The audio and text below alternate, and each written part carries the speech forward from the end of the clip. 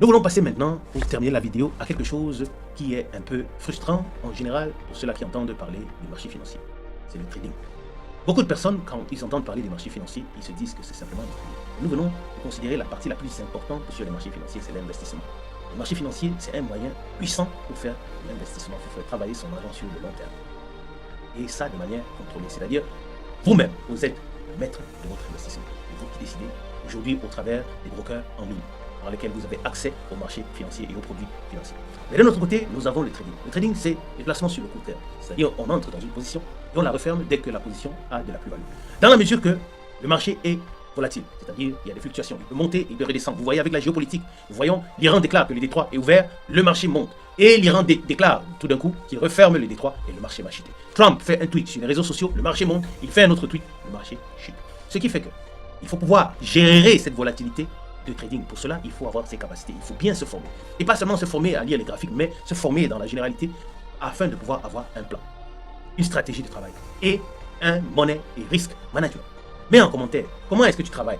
Est-ce que tu es sur les marchés financiers en investissement? Est-ce que tu aimerais être sur les marchés financiers en investissement? Alors, fais-moi un message en commentaire et nous allons te faire rejoindre le groupe Discord. Est-ce que tu es un trader? Et si tu es un trader, soyons sincères, dis-moi en commentaire. Est-ce que tu as un plan?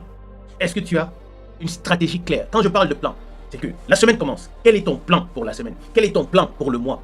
Parce que si aujourd'hui je dois piloter un avion, un pilote qui quitte de l'Allemagne qui va aux États-Unis, il y a un plan. Il y a un plan qui est établi. Comment est-ce que vous allez travailler?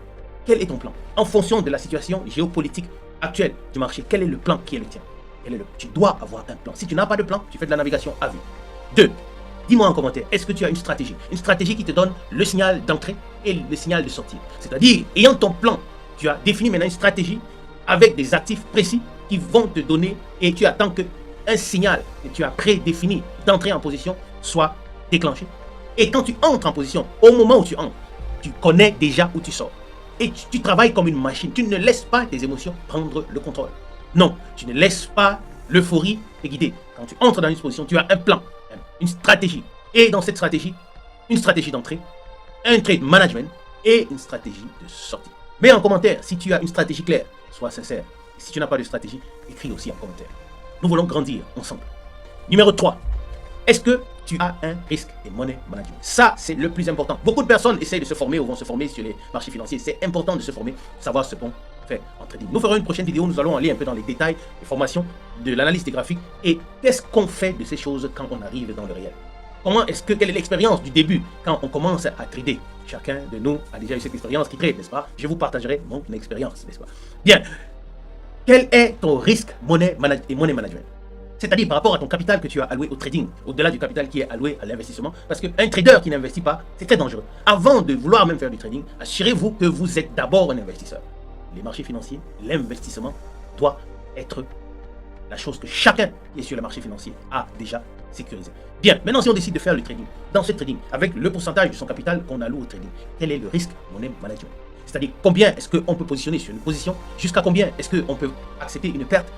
Et comment est-ce qu'on divise son capital par rapport à son plan et à sa stratégie? C'est important. Dis-moi en commentaire, de manière sincère, est-ce que tu as un money risk management?